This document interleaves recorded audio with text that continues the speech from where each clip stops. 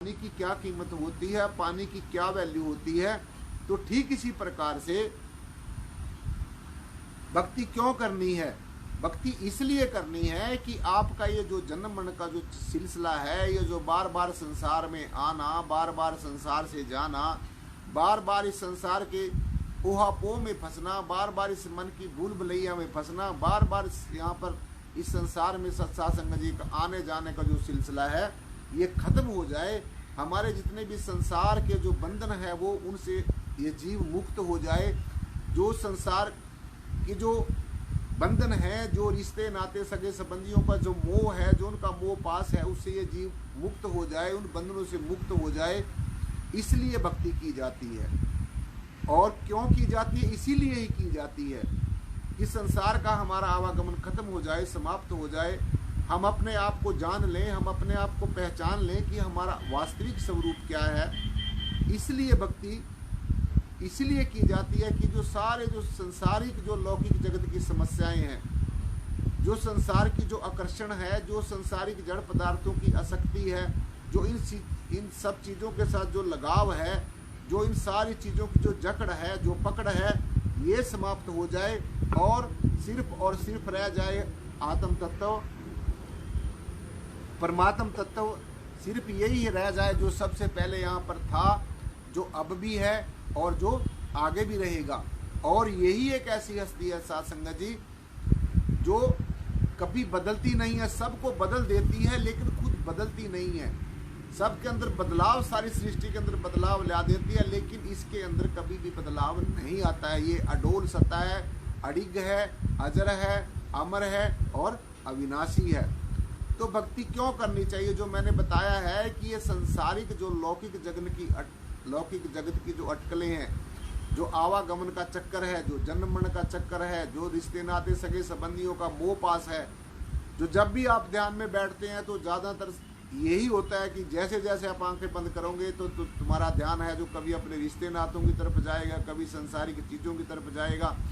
तो इससे ये समझ लेना चाहिए कि आप बेशक आंखें बंद करके बैठे हैं, लेकिन अभी आप परमेश्वर की बंदगी नहीं कर रहे हैं, अभी आप खुदा की इबादत नहीं कर रहे हैं, अभी संसारिक चीज़ों की तरफ ही ध्यान जा रहा है। तो अभी जो भक्ति हो रही है वो संसार की चीज़ों की हो रही है।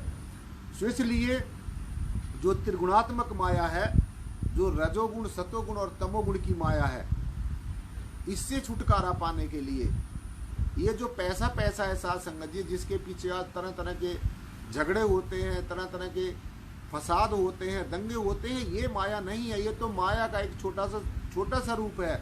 जो त्रिगुणात्मक माया है, जो रजोगुण की माया है, जो सतोगुण की माया है और जो तमोगुण की माया है, ये जो त्रिगुणात्मक माया है, इससे जब तक ये जीव ऊपर नहीं उठेगा, इससे इसका पीछा नहीं छूटेगा, तो तब तक ये साध संगत जी कभी रजोगुण प्रकट होगा तो रजोगुण के वशीभूत हो गया, कभी सतोगुण प्रकट हो गया, सतोगुण के वशीभूत हो गया, कभी तमोगुण प्रकट हो गया, तमोगुण के वशीभूत हो गया। तो ये दो त्रिगुणात्मक माया है जो काल की बहुत ही प्रबल माया है। इस माया से पीछा छुटाने के लिए, इस रजोगुण, सतोगुण और तमोगुण की माया से ऊपर उठने के लिए, अपने गुण और अवगुण से परे निर्गुण स्वरूप को जानने के लिए, रंग रूप और आकार से परे अपने निराकार स्वरूप को जानने के लिए साध संगत जी हमारे जीवन में एक बहुत ही तत्वदर्शी ब्रह्म ज्ञानी सदगुरु का होना बहुत ही ज्यादा जरूरी है। नाना शास्त्र पठे लो का, नाना देवता पूजनम, आत्मज्ञान बिना हे पार्थ सब कर्म निष्फलम।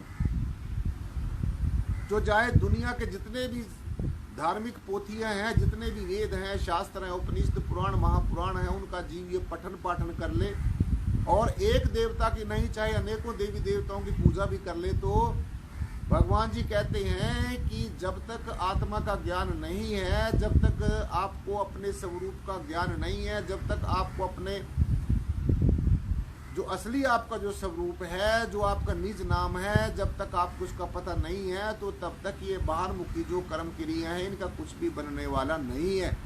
इसलिए ये सचेत किया है कि जो देवयान मार्ग है, जो देवी देवताओं की पूजा आराधना करने का मार्ग है, वो आपको देवगति को तो प्राप्त करा सकता है, वो भी कोई बिरला होगा जो अपनी भक्ति मार्ग में परिपूर्ण होगा और वो सदगति को प्राप्त नहीं हो सकता है। अगर ऐसा होता तो हमारे संत महापुरुष, हमारे सतगुरु साहबान ये ना कहते कि जिस देही को सिमरे देव सो देही बजहरी की सेव। ये जो मनुष्य जन्म मिला है साध संगत जी, ये जो नर नारायणी देह मिली है, जो 84 लाख जन्मों के बाद हमें ये गोल्डन अपॉर्चुनिटी मिली है, ये मर्सी चांस मिला है, तो इसका भरपूर फायदा उठाने के लिए हमने इसी मार्ग के ऊपर अगर हम चलेंगे, इसी प्रेरणा को अपने जीवन में बनाकर हम चलेंगे, तो साध संगत जी निश्चय ही ये बात मैं बड़े दावे के साथ कह सकता हूँ कि हमारे जीवन का, आपके जीवन का कल्याण हो सकता है, आपके जीवन में बदलाव आ सकता है, आपका बाहर का भी रूपांतरण हो सकता है, आपका अंदर का भी रूपांतरण हो सकता है। क्योंकि भक्ति मार्ग में ये सबसे ज़्यादा जरूरी है। सिर्फ एक पक्षीय भक्ति नहीं होनी चाहिए। ऐसा ना होना चाहिए कि बाहर का रूपांतरण हो, बाहर की बनावट में ही जीव फंसा रहे, बाहर की सजावट में ही फंसा रहे, अनेकों पूजा पद्धतियों में फंसा रहे, अनेकों आकार प्रकार की चीज़ों की पूजा अर्चना में फंसा रहे। ये बाहर से इस तरीके से रूपांतरण नहीं होगा। जब आप इस परिपूर्ण ब्रह्म के साथ जुड़ जाओगे, जब इसका ज्ञान प्राप्त हो जाएगा, जब ये ब्रह्म विद्या साध संगत जी आपको प्राप्त हो जाएगी, तो फिर निश्चय ही आपके जीवन में साध संगत जी एक नई ऊर्जा आएगी, एक नई ऊर्जा का प्रवाह होगा हमारे जीवन में। हमें एक बहुत ही नई चीज मिलने लग जाएगी। सो ये जो ऊर्जावान बनने वाली जो प्रवृत्ति है, ये ऐसे ही जीव की हो सकती है, ऐसे जिज्ञासु की हो सकती है, ऐसे अध्यात्म मार्ग के ऊपर चलने वाले की हो सकती है, जो परमात्मा को तत्व से जानता है। इसलिए भक्ति क्यों करनी चाहिए ये मैंने आपको बताया। अब भक्ति किसकी करनी चाहिए ये भी बताया, भक्ति क्या होती है आपको ये भी बताया। अब भक्ति करके मिलता क्या है, अब आप ये समझिए अच्छी तरीके से। अब हमसे लोग ये समझेंगे कि भक्ति करके क्या मिलता है, और जिसने भक्ति की है उसको क्या मिला है। तो साध संगत जी, इसके लिए अगर हम अपने इतिहास के पन्ने पलट कर देखते हैं, हम अपने जो पहले युगों में जो संत महापुरुष हुए हैं, जो गुरु पीर पैगंबर औलिया अवतार हुए हैं, जब हम उनके जीवन चरित्र को पढ़कर देखते हैं, तो उसमें जीवन चरित्र से हमें अनेकों प्रेरणाएं मिलती हैं कि उन्होंने भक्ति क्यों की, उन्होंने परमेश्वर की बंदगी क्यों की, उन्होंने खुदा की इबादत क्यों की। इसीलिए ही की है कि ये जो सारे के सारे जो संसारिक कटकले हैं वो इनसे ऊपर उठ जाएं। और उनको फिर मिला क्या है, ऐसे जो संत महापुरुष हुए हैं, जिन्होंने अपने जीते जी परमेश्वर को पहले खुली आंखों से पहचान की, फिर आंखें बंद करके अंतर्मुखी हुए, और अपने अंतर्मुखी होकर साध संगत जी नाम के साथ जुड़ गए, जो शब्द के साथ जुड़ गए, जो शब्द धुन के साथ जुड़ गए, जो अनहद शब्द के साथ जुड़ गए। ऐसे ही संत महापुरुषों का जो जीना है वो साध संगत जी धन्य हो गया है। और जो बाहर मुखी बातों में अभी घूमते रहे, तो उनका सपने में भी उदार साध संगत जी नहीं हो सकता है। इसलिए अपने उदार के लिए और अपने सुधार के लिए और अपने जीवन में साध संगत जी परिपूर्ण होने के लिए और इस संसार के आवागमन से पीछा छुटाने के लिए जो संसार की जो पकड़ है, जो संसार का आकर्षण है, जो संसार की आसक्ति है, इससे पीछा छुटाने के लिए तो हमने अपने मूल को जानना होगा, हमने अपने आधार को पहचानना होगा, हमने बीज को समझना होगा। जो जैसे एक वृक्ष होता है, उसका एक बीज होता है, और उस बीज के अंदर ही वो सारे का सारा वृक्ष जो है वो समाया हुआ होता है। जब हम उस बीज को बीजारोपण कर देते हैं, तो फिर वो जब स्थितियाँ परिस्थितियाँ ऐसी बनती हैं, समय के अनुसार ऐसा बनता है, जो प्रकृति ने व्यवस्था की है उसके अनुसार वो बीज एक बार ऐसा होता है कि वो एक बहुत विशाल बहुत बड़ा वृक्ष बन जाता है। तो इससे सीधा सीधा हमने ये समझ लेना चाहिए कि वो जो इतना बड़ा जो वृक्ष है वो एक इस छोटे से बीज के अंदर समाया हुआ है। वटक बीज मही रहो समाये, जाका 3 लोक विस्तार। जैसे वट का वृक्ष होता है, वट का वृक्ष का एक छोटा सा बीज होता है, और कितना बड़ा विशाल जो वट का वृक्ष होता है वो छोटे से बीज के अंदर ही समाया हुआ होता है। तो ठीक इसी प्रकार से जो आपका बीज है, जो आपका मूल है, जो आपका आधार है, जिसके होने से हम जिंदा हैं, जिसके होने से सारा यूनिवर्स जो है श्वास ले रहा है, जितने भी श्वासधारी हैं, प्राणधारी हैं, जीव हैं जितने भी, वो अपना जीवन यापन कर रहे हैं, जीवन जी रहे हैं। तो इस कारण को समझ लेना किसके पीछे क्या कारण है। तो यही जो आत्म तत्व है, जब आप इसको जान लोगे, जब आप इसको पहचान लोगे, तो फिर साध संगत जी जब आपको आत्म ज्ञान का जो रस हमारे मन के ऊपर अपना प्रभाव दिखाएगा, मन के ऊपर ज्ञान का रंग चढ़ेगा, बुद्धि के ऊपर ज्ञान का रंग चढ़ेगा, चित्त के ऊपर ज्ञान का रंग चढ़ेगा, और कुल मिला के जब अंतःकरण के अंदर साध संगत जी हमारे इस ब्रह्म ज्ञान का, इस शब्द के ज्ञान का, इस ब्रह्म शब्द ब्रह्म का, इस निर्गुण निराकार परमेश्वर का, इस सर्वाधार विश्वाधार परम तत्व का जब रंग चढ़ेगा, जब इसका रसास्वादन आप लोग करोगे, तो जब ये रस मिलना शुरू हो जाएगा, फिर और जितने संसार के रस हैं वो अपने आप ही फीके पड़ने शुरू हो जाएंगे। जब ये रस आवा फिर और रस ना भावा। जब ये आत्मा के ज्ञान का रस, अमृत रस आपको मिल गया, इसका आपने रसास्वादन कर लिया और इसके अंदर आप स्थिर हो गए, तो फिर और जितने भी रस हैं वो अपने आप ही फीके पड़ने शुरू हो जाते हैं। और अगर संसार के अभी भी आपका मोह पास अपने रिश्ते नाते सगे संबंधियों से है, और अभी भी आप संसार के जो रसास्वादन है, जो सुख भोग हैं, अगर अभी भी आपको वो सताते हैं साध संगत जी, तो ये समझ लेना चाहिए कि अभी हमारा ध्यान उन्हीं चीज़ों की तरफ है। बेशक आप ये ज्ञान भी ले लेते हैं, ये ज्ञान लेना कोई बहुत बड़ी बात नहीं है। इसको ब्रह्म का ज्ञान लेना, ये आत्मा का ज्ञान लेना, ये कोई बहुत बड़ी बात नहीं है। बहुत लोगों ने इसको लिया हुआ है, लेकिन इसके अंदर स्थिर होना, इस आत्म रस को अपने अंतर में साध संगत जी धारण करना, इस इल्म को, इस विद्या को अपने ऊपर अप्लाई करना, क्योंकि इल्म के साथ अमल का होना बहुत ज़्यादा जरूरी है, बहुत ही जरूरी है, अति जरूरी है। बिना अमल के, बिना प्रैक्टिकल के कोई भी विद्या, कोई भी कला वो साध संगत जी अधूरी होती है। जब जीव उसका प्रैक्टिकल कर लेता है तो तभी वो उसके बारे में जान सकता है।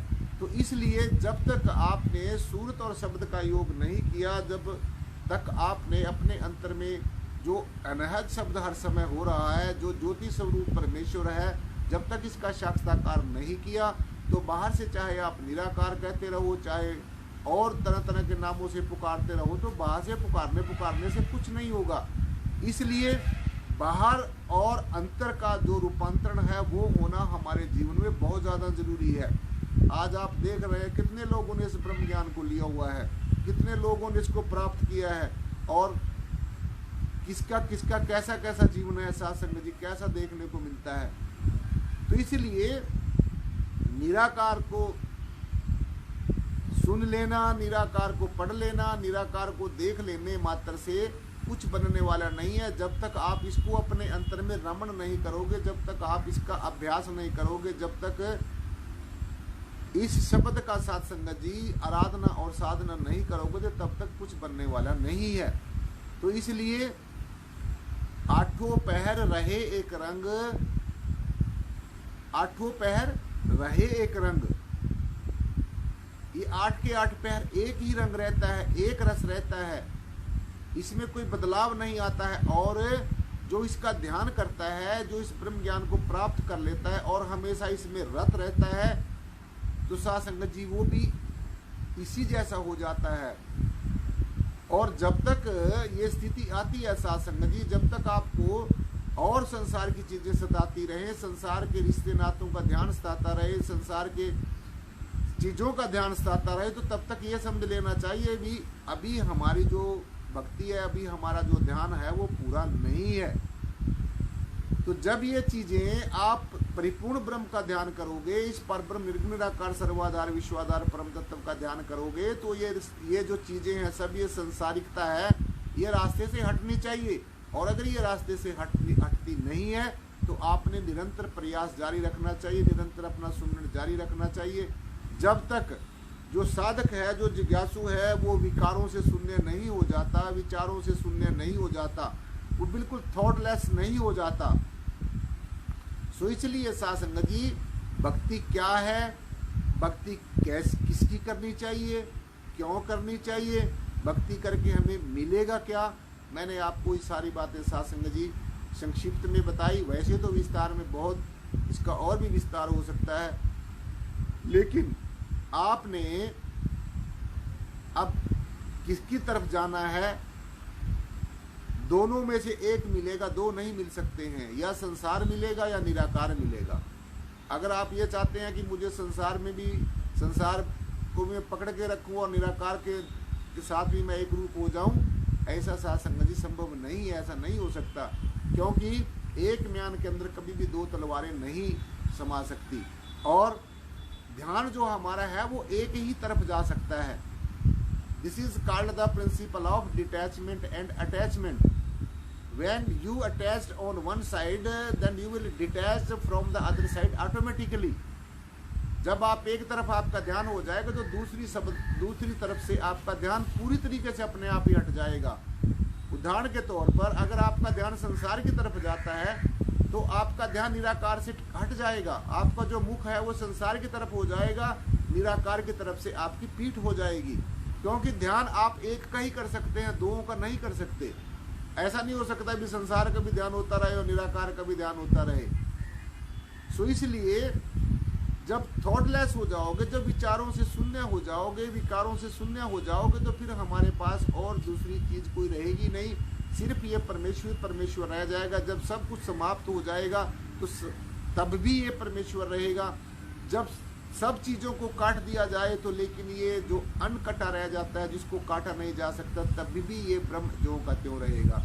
इसलिए ये भली भांति समझ लेना चाहिए कि एक तरफ जाना है, दूसरी तरफ ऐसा नहीं कि एक हाथ में संसार को पकड़ के रखें, दूसरे हाथ में निराकार को पकड़ के रखें। कभी संसार की तरफ ध्यान चला गया तो निराकार से छूट गया, कभी निराकार की तरफ चला गया तो संसार से छूट गया। इसलिए एक का ध्यान होगा। अगर आप क्रिएशन का ध्यान करते हैं, अगर आप सगुण ब्रह्म का ध्यान करते हैं, अगर आप इस दृश्यों का ध्यान करते हैं, इन रंग रूप आकार के बने जो दृश्य हैं, अगर इनका साधक ध्यान करता है तो फिर वो निराकार की तरफ से, रचना करने वाले की तरफ से, क्रिएटर की तरफ से उसका ध्यान छूट जाएगा और क्रिएशन की तरफ ध्यान चला जाएगा। तो इसलिए ये भली भांति समझ लेना चाहिए। ध्यान में जब आप बैठते हो, जब आप सुमरण में बैठते हो, ये बात मुकम्मल तौर से साथ संगत जी आपने समझनी चाहिए कि अगर आंखें बंद करके आपका ध्यान संसार की तरफ जाता है, और निश्चय ही जाता है, ये इतना जल्दी काम बनने वाला नहीं है। पहले उन्हीं का ध्यान आएगा साथ संगत जी, जो जिनकी तरफ हमारा ध्यान ज्यादा रहता है, जिनमें हम रहते हैं, उनका ही ध्यान आएगा। लेकिन परमेश्वर के नाम में, परमात्मा के नाम में, ये जो निराकार ब्रह्म है, इसका सुमरण करने में इतनी शक्ति है कि आहिस्ता आहिस्ता, धीरे धीरे सब इन बातों से विरक्त हो सकता है। जिज्ञासु सिर्फ और सिर्फ परमेश्वर का हो सकता है, और परमेश्वर जिज्ञासु का हो सकता है जब आप परम तत्व को स्वीकार कर लोगे, जब आप इस परिपूर्ण ब्रह्म को अच्छी तरीके से स्वीकार कर लोगे। पहला तो इसको स्वीकार करना ही बड़ा मुश्किल है। जब आप इसको स्वीकार कर लोगे, ये आपको भी स्वीकार कर लेगा। जब आप अपने वचन पे वचनबद्ध होगे तो ये भी अपने वचन को निभाएगा। इसलिए सदगुरु ने अपना वचन निभाना है, आपने अपना वचन निभाना है। जो सदगुरु कहता है साथ संगत जी, उसके आदेश और उपदेश की बखूबी पालना करनी है। और जिस तरीके से मैंने आपको बताया, इस तरीके से अपना हर रोज नित्य प्रति स्वाध्याय करना है। स्वाध्याय का मतलब होता है स्वयं का अध्ययन करना। वेदों शास्त्रों का अध्ययन तो बहुत हो गया है और पठन पाठन बहुत हो गया है। अब उन बातों को छोड़कर साथ संगत जी, अब स्वयं का ध्यान करना है, अब स्वाध्याय करना है, अपनी स्वयं की स्टडी करनी है, अंदर झांक कर देखना है, अंतर्मुखी होकर देखना है कि अंतर में क्या चल रहा है। क्योंकि जो अंतर में चल रहा है वही होठों के ऊपर आता है, और जो होठों के ऊपर आता है वही बोला जाता है, और जो बोला जाता है साथ संगत जी वैसा ही जीवन हो जाता है। सो इसलिए अपने जीवन का कल्याण करने के लिए, अपने जीवन का उद्धार करने के लिए, मनुष्य जन्म के लक्ष्य को प्राप्त करने के लिए, मनुष्य जन्म का जो परम चरम उद्देश्य है, जो भगवत प्राप्ति, इसको पूरा करने के लिए आज जो साथ संगत जी आपको बताया गया है, भक्ति क्या होती है, किसकी करनी चाहिए, क्यों करनी चाहिए, कैसे करनी चाहिए, तो आप घर जाकर फिर इस बात को सुनेंगे और इसको अपने जीवन में अंगीकार करने की कोशिश करेंगे, आत्मसात करने की कोशिश करेंगे। तभी हमारा बाहर का भी रूपांतरण होगा और अंतर का भी रूपांतरण होगा। जब अंदर का और बाहर का रूपांतरण हो जाएगा और ये जो दृश्य है साथ संगत जी, ये रास्ते से हट जाएंगे। ये जो रंग रूप आकार के जो दृश्य है, ये दृष्टिमान जगत है, ये रास्ते से हट जाएगा। चाहे आप इसके अंदर रह भी रहे हैं, इसको देखते देखते भी अनदेखा करना है, क्योंकि वास्तव में ये है ही नहीं है। इसलिए जब अंदर का रूपांतरण होगा तो बाहर का भी रूपांतरण होगा।